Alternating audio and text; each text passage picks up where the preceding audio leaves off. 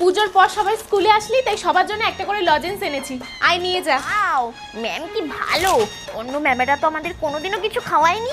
আচ্ছা শোন, বলছি কি, শুধু লজেন্স না, ঠিক আছে, তোরা আজকে টিফিন টাইমে ক্যান্টিনে গিয়ে যে যা খুশি তাই খাবি, যে যা খুশি, টাকাটা আমি দেব, ঠিক আছে, আমার তরফ থেকে থাকবে।